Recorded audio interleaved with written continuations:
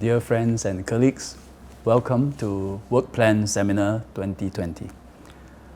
This year's seminar will comprise many discussions to be held over a month, and I will kick it off with this presentation. This year I can't speak to you personally on the stage, so I hope this will do too. Schools have been reopening all around the world, in Europe, Asia, Australia, New Zealand. Why? Because governments and parents know that schools are essential to their children's development. And a very long break from school can have long-term consequences. That is why since the beginning of the year, when countries all around the world were closing schools, we kept them open. We kept them safe. And even when we went into circuit breaker, we kept learning going through HBL, or home-based learning. Because of your efforts, we have saved the school year. You are one of the reasons there will not be a lost generation in Singapore. And I thank you all. There is still a lot of work ahead of us. COVID-19 is changing almost everything, including the education system.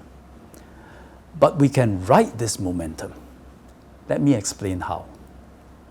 We have launched a reform of the education system called Learn for Life, which aims to eventually make every school a good school. COVID-19 has not derailed us from this. Rather, I think it puts Learn for Life on steroids. I give you a few examples. One, we wanted to put stronger emphasis on character and citizenship education. COVID-19 brought these lessons to life, such as those about personal and social responsibility, about caring for others, about emerging stronger. Our schools and teachers have been helping students from vulnerable backgrounds through our Uplift program. As a result, they have developed deep relationships with these students. So when we entered circuit breaker, instinctively, schools invited the students back to continue to guide them in their learning. Some long-term absentees, in fact, returned to school. Third example, to reduce the overemphasis on exams and grades, we had planned to remove mid-year exams for some levels in some schools. The circuit breaker forced us to remove mid-year exams for all levels in all schools, one fell swoop. Most students, parents, and teachers did not protest. They appreciated the time it freed up for teaching and learning. There are many other examples, but the point is that COVID-19 showed us what we can, we should, we need to do more quickly. There are 4 initiatives that we will immediately work on. They may have sounded impossible, even audacious in the past. Now, they are possible, even necessary. First, we should make HBL a regular part of student life. There were so many innovative HBL lessons during the circuit breaker. I've seen students conduct science experiments in their kitchens, play musical instruments together via video conferencing, and I joined them. Learn beyond the formal curriculum. I met students who came to school to do their HBL, and I asked them, how's everything? They replied, I like this. I asked why, and they say, I can learn at my own pace, pose questions to the teachers in private, no peer pressure, not malu.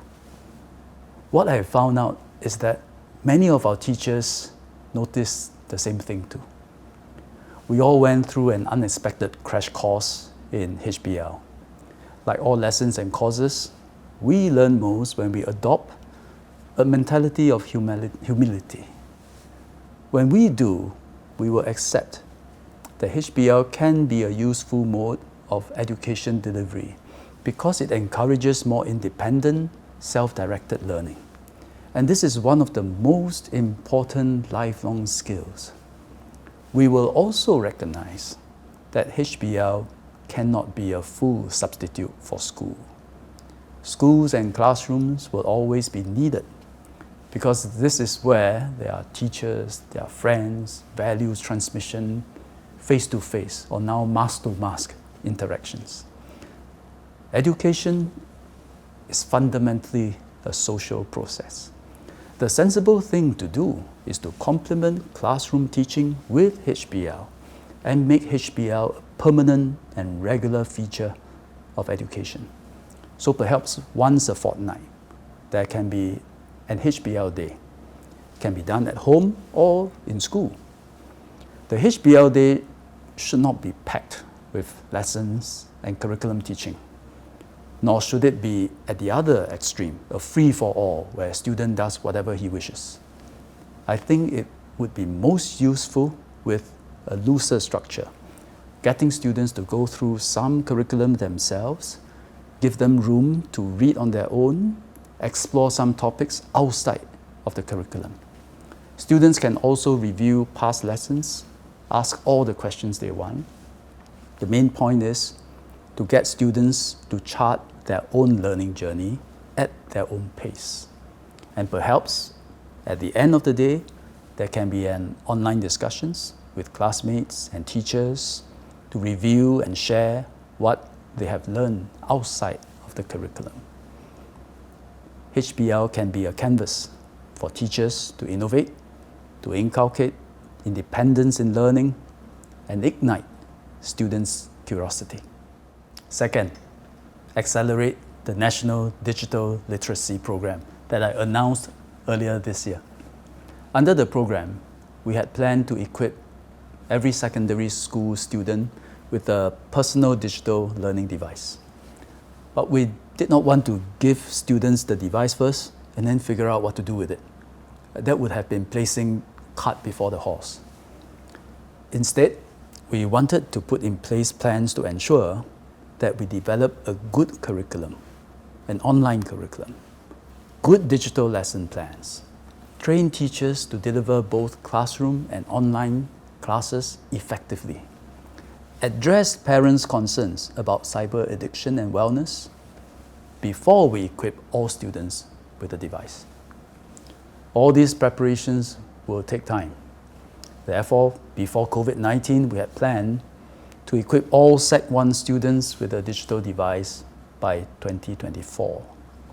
Then, by 2028, all secondary school students would have one. But again, the circuit breaker changed all that. Within a few short weeks, there was universal adoption of digital learning. Overnight, all teachers shifted to delivering online lessons. Those who were IT savvy taught those who were not. Parents helped to set up spaces at their homes where kids could focus on learning. They supervised the younger children and accepted this mode of delivery. So out of this crisis, and by virtue of necessity, we gained something quite extraordinary: mass acceptance of online learning. However, online learning also highlighted the challenge of the digital divide. Many students did not have devices to participate in HBL. Our schools worked really hard, loaned out over 20,000 digital devices to students, more than 1,600 dongles. Community organizations stepped up, donated laptops to students. Now that we have bridged the acceptance gap of online learning, it is time to also close the digital divide. So instead of 2028, we will advance the plan by 7 years. As Senior Minister Tharman mentioned, by the end of next year, which is 2021, every secondary school student will have a personal learning device. For those without Wi-Fi subscription at home, we will work with IMDA to help them too with free subscriptions. MOE will use bulk tender to keep the devices affordable, probably several $100s each. We have topped up students' EduSave accounts to help them purchase the devices. For students on financial assistance, we will provide further subsidies so that their out-of-pocket expense is zero. The devices will be installed with device management software to prevent misuse, and we will step up digital literacy lessons in schools. The digital device coupled with digital literacy is a tool for life, and this is a big step towards digital inclusion. The third initiative has to do with uplifting students from vulnerable backgrounds. COVID-19 has aggravated the challenges faced by these students. When schools close, they suffer the most. During the circuit breaker, when agencies and charity organizations, they tried to render assistance to the students, we faced challenges. With most of them being at home, we couldn't give them a meal in school. The ST School Pocket Money Fund, they tried to give them cash to buy food. But many of the students didn't have bank accounts to credit the money into. Arising from this experience, MOE did a survey, and we found that about 1/3 of our primary one students do not have bank accounts. This highlighted another imperative, which is we need to do more to ensure greater financial inclusion from young. Digital and financial literacy are synergistic. E-payments are becoming more common. In time, maybe the default. So to be an active participant of the future economy, you need to be both digitally and financially plugged in. For most of our students, by the time they reach secondary school, they will have a bank account and the basic skills to manage it. But some students, especially those on financial assistance, fall through the cracks. We should have a safety net to catch these students, to make sure that they are financially plugged in. So this is what we will do. Today, every Singaporean baby is given a CDA, stands for Child Development Account. This is where the first step grant of $3,000 from government goes into. It can be used to pay for preschool fees or medical expenses. But not all parents activate the CDA. We are reaching out to them to encourage them to do so and enjoy the $3,000 first step grant. Minister Indrani is also getting donors and charity organizations to help top up the CDA of kids from lower income backgrounds. And that way, they can better take advantage of the dollar for dollar matching from government. But beyond that, we want to equip every child with a bank account. As all our children will have a CDA, what makes sense is to make it a standard offer to parents. The convenience of opening a child savings account at the same time when they open the CDA. This child savings account, or CSA, will operate like a regular personal bank account. No minimum balance requirement, no annual fees or charges. And we will explore options to equip the CSA with digital enablers like Pay Now, SingPass. Parents can opt out of having a CSA if they do not need it. With bank accounts and e-payment, it becomes a lot easier for our students to receive monies from awards or financial assistance. And we will put in place safeguards to ensure families manage their CSAs well. And alongside parents, schools will come in to teach students financial literacy, how to manage their account, about budgeting, about virtue of savings. And our young must pick up financial literacy skills beyond just using physical money. That way, we ensure financial inclusion for every child. The final initiative is to expand interdisciplinary learning in tertiary institutions. Our current model produces graduates of various disciplines that industries tell us they need. If you meet their needs, you are set. So my parents, my wife and I, we all believe that a good tertiary qualification could see us through our careers. But not our children. They are growing up in a different world. Technology advancing rapidly, industries ever-changing. Solving big challenges, climate change or social inequality, requires expertise that spans across disciplinary boundaries. In time when they step into the workforce, they will already be wondering, what skills and knowledge do I need a year or two from now? COVID-19 will reset the competitive playing field and accelerate all these trends. The imperatives of tertiary education have therefore changed. It has shifted from ensuring our young are versatile, adaptable, lifelong learners. Professional and specialized training of doctors, lawyers, architects, all these are still necessary. Some specialization, including through applied learning, is also needed for students who are single-minded in pursuing their interest. But a large proportion of our students enroll in more general courses. They will benefit from a broader set of skills that gives them that strong foundation. And based on that, they can discover their interests later in life, dive deep, specialize. However, tertiary education as we know it today is not quite designed to do this. The polytechnics and universities are generally structured by schools and faculties in which students are admitted. In response, IHLs are moving towards interdisciplinary learning. Polytechnics have started, for example, programs with more common modules.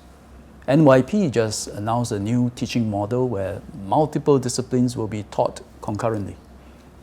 SP merged 8 courses in media arts and design into one.